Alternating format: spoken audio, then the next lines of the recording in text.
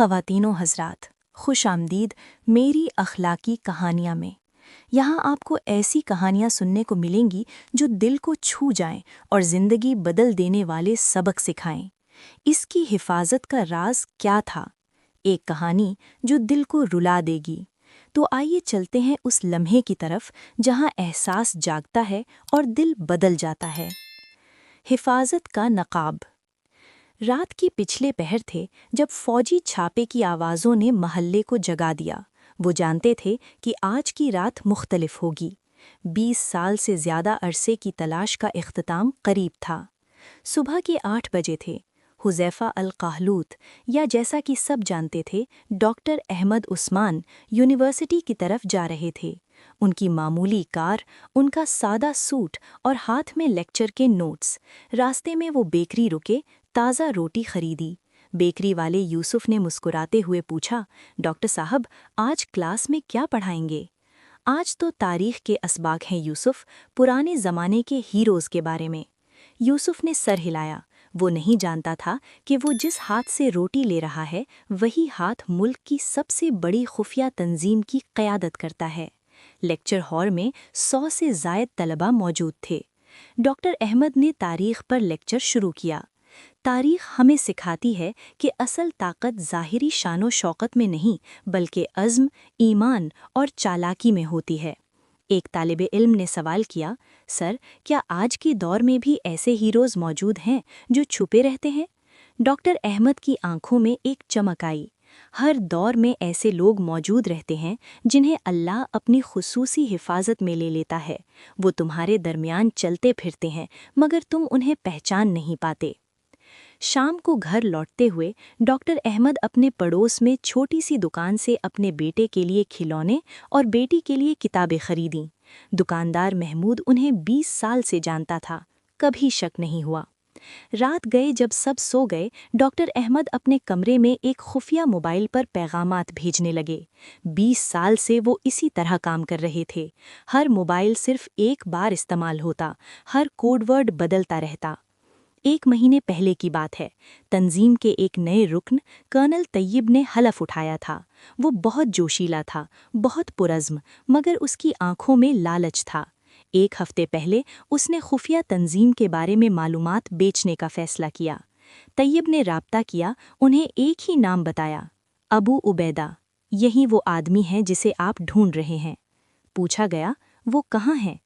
طیب نے جواب دیا، میں نہیں جانتا، کبھی اس کا چہرہ نہیں دیکھا، صرف اس کی آواز سنی ہے، پیغامات ملے ہیں۔ مگر طیب نے ایک چیز بتائی جو سب کچھ بدلنے والی تھی۔ وہ اپنے بیٹے کے لیے ایک خاص قسم کا کھلونا ہمیشہ ایک ہی دکان سے خریدتا ہے، ایک ہی برانڈ۔ خفیہ ایجنسیوں نے غزہ کی تمام دکانوں کی نگرانی شروع کی۔ ہر وہ شخص جس نے وہ خاص کھلونا خریدا اس پر نظر رکھی گئی۔ ڈاکٹر احمد کو شک ہوا جب انہوں نے دکان کے باہر ایک نیا بے روزگار شخص بیٹھے دیکھا جو ہر گاہک کو غور سے دیکھ رہا تھا۔ وہ سمجھ گئے کہ وقت قریب آ گیا ہے۔ آخری دن یونیورسٹی میں ڈاکٹر احمد نے خصوصی لیکچر دیا۔ موضوع تھا تاریخ میں غداری اور اس کے نتائج۔ غدار، انہوں نے کہا، اپنی قوم کو نہیں بیچتا، وہ اپنی روح بیچ دیتا ہے، اور اس کی قیمت ہمیشہ اس کی اپنی ہی جان ہوتی ہے۔ لیکچر کے بعد انہوں نے اپنے پسندیدہ طالب علم عمر کو بلایا۔ عمر، تمہیں یہ کتاب دے رہا ہوں، اس میں صرف تاریخ نہیں، زندگی کے اسباق ہیں۔ کتاب کے اندر ایک خفیہ پیغام تھا، شب کا محفوظ رکھنا، نیا قیادت کا نظام چالو ہو گیا۔ رات گئے جب فوجی گاڑیاں محلے میں داخل ہوئیں، ڈاکٹر احمد اپنے گھر والوں کو جگا چکے تھے۔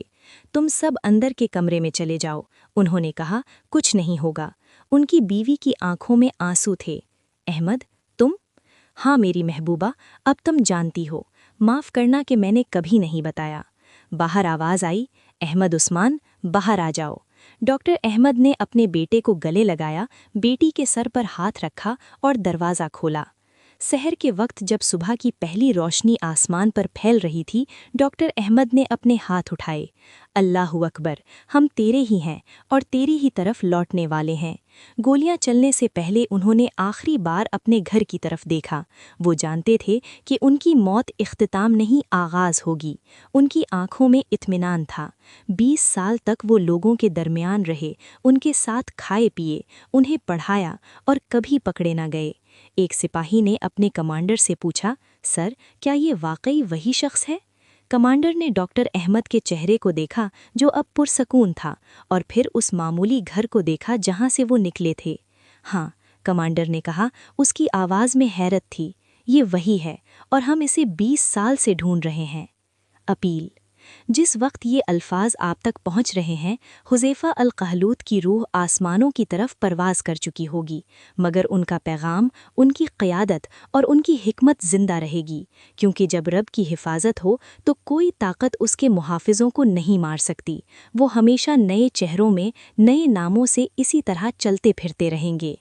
और हमेशा याद रखें, असल ताकत वो नहीं जो नज़र आती है, बल्कि वो है जो दिलों में बसी होती है।